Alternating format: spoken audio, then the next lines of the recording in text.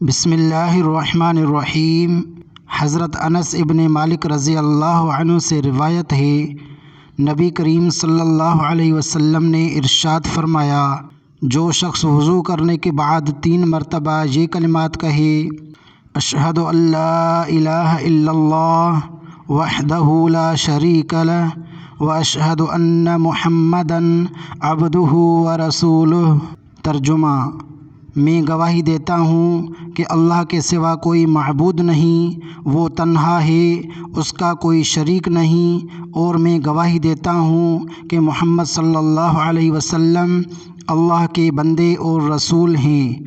तो उसके लिए जन्नत के 8 दरवाज़े खोल दिए जाते हैं, जिससे चाहे जन्नत में दाखिल हो जाए।